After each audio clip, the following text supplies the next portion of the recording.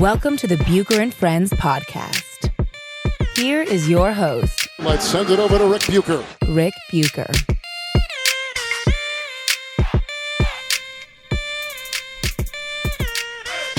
Welcome to another episode of Bucher Friendless, a subsidiary of Bucher and Friends and part of the United WeCast network. I'm Rick Bucher. You can see me on FS1. You can read me on Bleacher Report. You can follow me on Twitter at Rick Bucher and on Instagram at Rick_Bucher. This is going to be a pan-sport podcast, if you will, because I want to get into something that has to do with both what we're seeing in the NFL and the NBA in particular. Now, I pride myself on identifying what we're all seeing before most people in my business either recognize what's going on or are willing to acknowledge it. And so with that, I'm here to say Tom Brady, Aaron Rodgers, and Drew Brees have officially jumped the shark. Now, I understand the reluctance to make this call. I respect all three, and I like Rodgers and Brees. All three are going to be in the playoffs this year. All three are still performing at a fairly high level. And to those who might suggest that I must have missed Brees just lighting up the Indianapolis Colts and passing Brady and Peyton Manning for career passing touchdowns along the way, I would say this is exactly what I'm talking about. This is the problem. You must have missed the circumstances under which all that happened. As in, it happened in the Superdome. As in, it happened after the Saints lost a tough game on a last-second field goal by the 49ers just a week ago and are in the midst of battling the 49ers for the best record in the NFC. As in with the Colts missing their best corner, Kenny Moore, which left Michael Thomas to add to his MVP argument with 12 catches for 128 yards and a TD. A writer from The Ringer missed all that. He called it one of Brees' best games ever, and he didn't even have the decency to add statistically. If he had, I would have been all right with it, because statistically it was. Brees completed 29 of 30 passes for 370 yards, 307 yards, and 4 TDs. That's like, wow. But here's the thing. Anytime someone who at one point this season had people wondering if the Saints should roll with Teddy Bridgewater over him, and that was not me, by the way, because I took Teddy's success as a reflection of just how good the rest of this team is, not to mention how good of a coach Sean Payton is. Don't you have to question if Brees is still capable of one of his best games ever? No qualifications attached? Or just take a long, hard look at who he put those remarkable numbers against and at least acknowledge that this is the same Colts team that got lit up by Jameis Winston just a week earlier for 38 points and a team that's lost 6 of its last 7. I mean, Drew has played more than 270 regular season games and 15 playoff games, 3 of which he won with game-winning drives. I haven't done a deep dive on this, but I'd venture to guess that when you factor in opponent and importance of the game, Drew has had at least a half dozen performances that rank higher than this one on his all-time list. Statistically, it's impressive. You take into consideration location, opponent, situation, circumstance. I just don't see how it ranks. So, bottom line, as I said, Brees, Rodgers, and Brady will all be in the playoffs, and their experience could result in what looks like a vintage performance or two. But that would be a mirage. They are not at their peak. No more than Peyton was winning his last Super Bowl with the Broncos. Now, they haven't fallen off that far, but as far as their current level versus their peak level, all three are successful because of other parts of their team. All three are still good. It's just that for them to be great, they need it to come from their teammates. I'm not expecting Rodgers, Brees, Brady, any one of them or two of them could wind up in the Super Bowl. But if they get there, it won't be because of them. They'll play a part, but it won't be because of them. It'll be because of them and the rest of their teams. And that's not the way, when they were at their peak, the order was set. Now, there's one other Brees-related gripe I have before I move on. I saw a video tweeted out that showed Brees all by himself in the practice facility, going through imaginary practice snaps by himself. And the tag on the video was something about, "This is what greatness looks like." This hit me personally, because to that I say, no, it isn't. It's what someone who is passionate about their game looks like. It's what someone who fears they're not quite good enough looks like. It's someone who takes pride in their work looks like. And the reason I say all that is because as a collegiate soccer player, I routinely went out and worked out on my own or stayed after team practices. Just as I spent years as a kid and teenager dribbling cones in my driveway or banging a soccer ball off a wall, mentally placing myself in various scenarios. I worked out with teams, I worked out with teammates, and I worked out a lot on my own, playing imaginary scenarios, imagining myself in certain situations and thinking, do I have the skills, do I have the ability to get it done? Because I wanted to be great. But the truth is, I never was.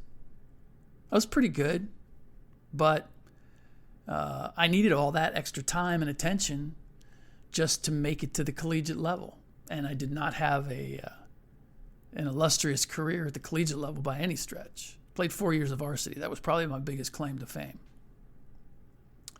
But I did all that because I was passionate, because I feared I wouldn't be good enough when the moment called for me to be good enough. And I took great pride in what I did on a soccer field. My identity, good, bad, or whatever, was my stature as an athlete was part of my identity. But all that didn't make me great. Brees has what I had and what I've seen other people have, plus a few more things. And that's what makes him great. Which kind of brings me to the first of the two subjects that I really wanted to hit in today's podcast. Other than how the fight for attention has led to many of us in the media to make a bigger deal out of things than we should. And by the way, I'm not necessarily faulting the Ringer writer or any other writer for this. I imagine they are feeling pressure from their editors, if they have them, to provide the grist for a headline that will separate their story from every other story on the same subject in a Google search, triggering the curiosity reflex of the most readers. And by the way, just as an aside, I saw that Sports Illustrated, or what's left of the husk of Sports Illustrated, that they fired all of their editors. And I got to tell you, it's one of the things that I take great pride in being with Bleacher Report, is that we have editors. We have a copy editing desk. We still have checks and balances, which is a little bit, I don't know if it's ironic. It's funny because when I first joined Bleacher Report some, my goodness, 5-6 years ago now, there was the impression that there was no filter, that there were no checks and balances, that there was no copy desk, or there was nobody proofreading or red checking the information that was put out. And BR has come a long way, and from those days. And when I signed up, they promised me that that was their goal. And I look at the checks and balances that my stuff goes through, and that I'm sure every other writer goes through. My editors have saved me more than once, and they've been inspiring when it comes to story ideas. And so trust me when I say that Sports Illustrated, whatever was left of the husk, getting rid of the editors, simply says they've given up. They're going to throw content out there, but it's not content that you can trust. That's what is so vital and is missing with so many websites and news outlets in general, I fear.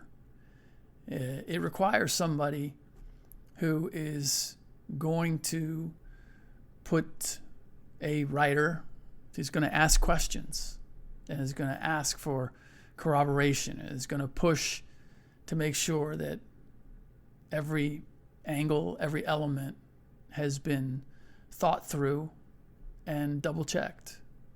And you deserve that as a reader.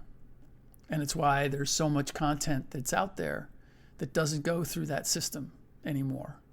And so you have to be your own editor. Yeah, and that's a very difficult thing to do. But you have to determine what it is that sounds right and double check it through other sources. It's a challenge. But unfortunately, it's part of the deal now. All right, so enough on that.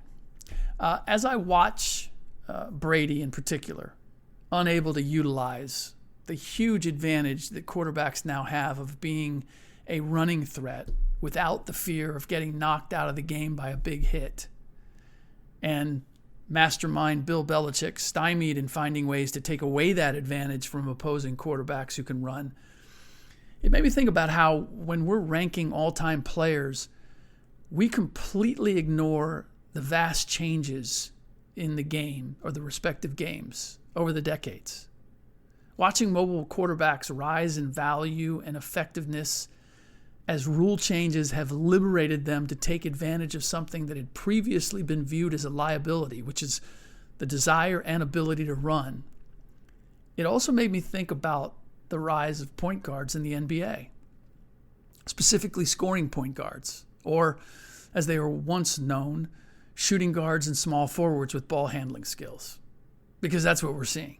We have this difficulty in determining, is James Harden a point guard or not, or what is LeBron James? Can we really call him a point guard? I suppose we can. I suppose we should. But the fact of the matter is, it's not so much that those guys have changed as the point guard position has. And quarterbacks who once might have been converted to running backs and wide receivers are now being valued at quarterback for the very thing that made them candidates for those other positions, their speed and elusiveness. Hell, Ryan Tannehill was converted from wide receiver to quarterback, a move that not that long ago was used to explain why he wasn't cutting it in Miami. QBs and point guards in particular are the same position of sorts in both sports. Ball handler, tasked with not just setting everyone else up to score, but now given the freedom to look for yardage and points on their own. And all in both cases because of changes in the rules that have put new restrictions on what defenders can and can't do. For whatever reason, when I think about the value of three-point shooting and ball handling in particular over size or strength or even superior passing, the first player I think of is Dana Barros. Now, for those who may not know, Dana played 14 seasons for 4 different teams. He made the 1995 All-Star team for the 76ers. Finished with a career three-point shooting percentage of 41% when you take into account that he last played, I believe it was in 2004. He was prior to the advent of three-point shooting being as valued as it is, because he was only taking an average of 3 a game. And not only was the three-point shooting not valued anywhere close to what it is today, but that was he played in the heart of an era when every player coming into the league had to put on 20 pounds of muscle coming out of college to endure the pounding and have the strength to fight through the hand checks and arm bars just to get off a shot. I bring all this up not to downgrade what Steph Curry or Trae Young are doing, but to underscore the idea that comparing players from different eras in any sport is a fool's errand. The NFL is in the process of releasing its top 100 all-time players, which caught my attention when Charles Woodson didn't make it, while Dick Night Train Lane made it as a corner and Jack Christensen and Emlyn Tunnell made it as safeties, all of whom played in the 50s and 60s. At least I know the last two did. Now, I'm no expert on how the game was played then versus now, not kind of like I am with basketball. I only know the name Night Train Lane because it's a cool nickname. But I can tell you how the NBA and NFL have changed over the last 30 years. So I think I'm safe in saying what the game was in the 60s was a far different one than in the 90s and aughts or 2000s. The NBA's list of top 50 players, selected in 1996 to celebrate the league's 50th anniversary, has all the same problems. Look, I'm sure Bob Cousy was a great player in his day. I also have no idea if he could have developed the skills necessary to be a star in today's game. I do know the skills he had then would not have got him very far today. And next year, if my math is correct, will be the league's 75th anniversary, and I haven't heard any official word that the league plans to revise its top 50 or select the top 75, which is far more likely. Now, picking the top 25 players from 1997 to 2021, well, good luck with that.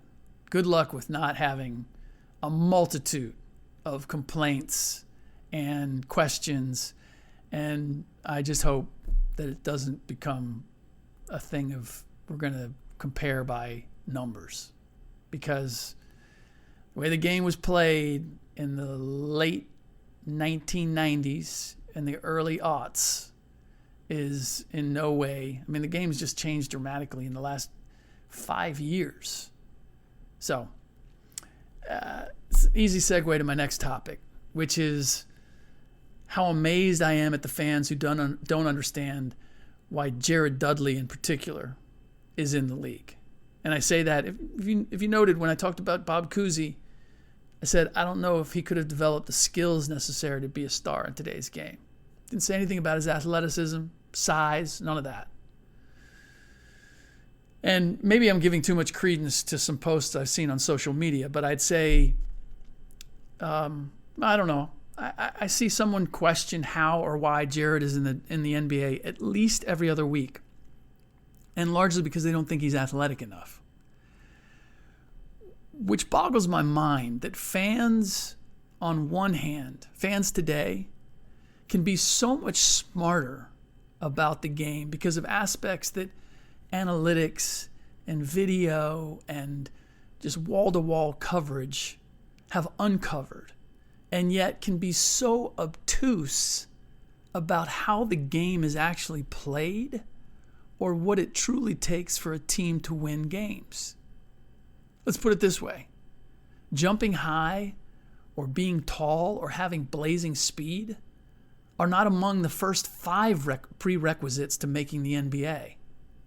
If it was, J.J. Barea, Jalen Brunson, Ryan Arcidiacono,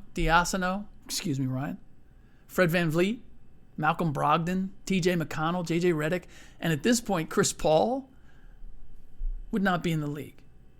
I could go on, I could name at least another dozen, but you get the point.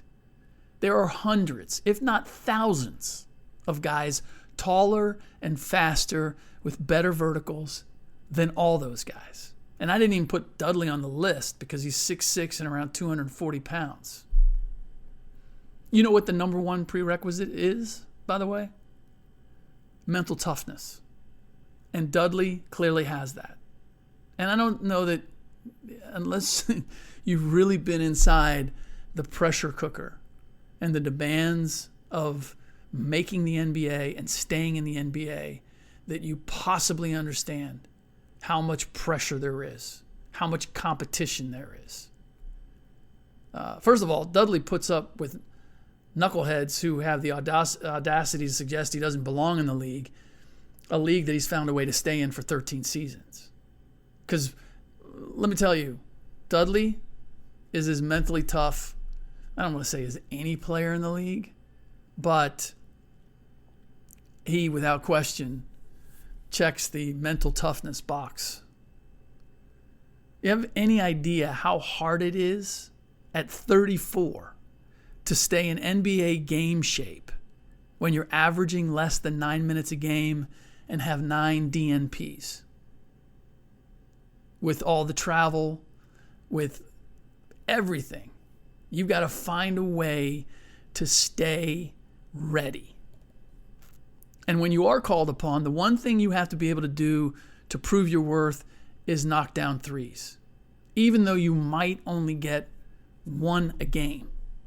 Imagine you're only getting one shot a game from three-point range, and your value rides on that one shot.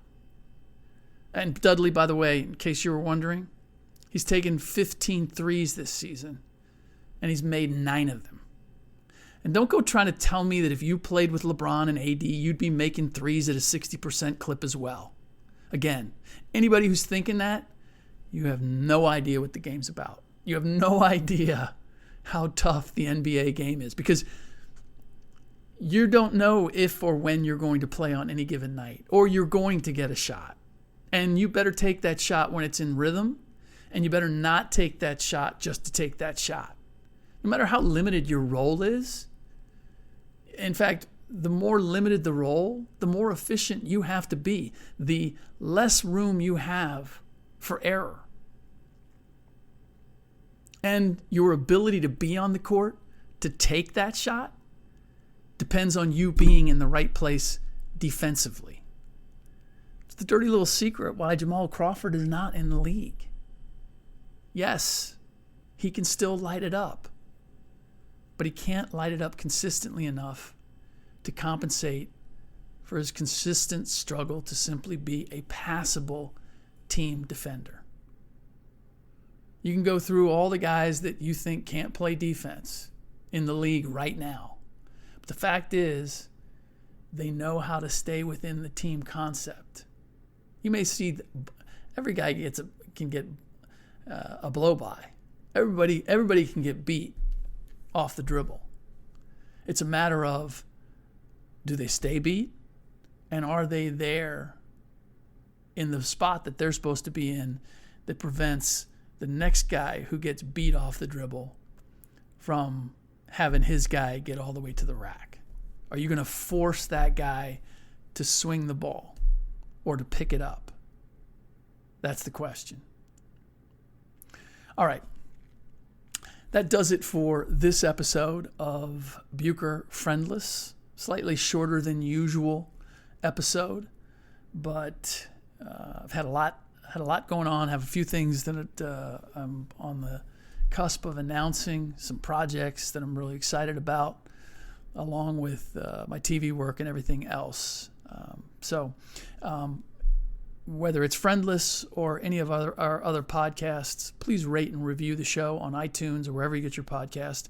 And if you want us to do something for you, screenshot that rating or review to @BucherFriends, and you will be eligible to win either an autographed copy of Derrick Rose's new book or an autographed copy of the book that I wrote with Yao Ming, A Life in Two Worlds, give you some insight into the issues that the NBA has in not just in China, but in providing its product and having business deals with countries around the globe that may not operate the same as we do. It's not an issue that the NFL or Major League Baseball really have to deal with. It's the plus and the minus that the NBA has in being a global sport. All right, that does it for this episode. In the next, I'll be joined by Ryan Hollins, and we'll take a look at the among other things, the Bucks' great run and the upset by the Mavs, the Lakers. We'll get in a preview of everything that's going on come Christmas Day. Because I think that's going to be there's going to be some good ones and there's going to be some real duds. We'll talk about it all in the next podcast. In the meantime, as always, thanks for listening.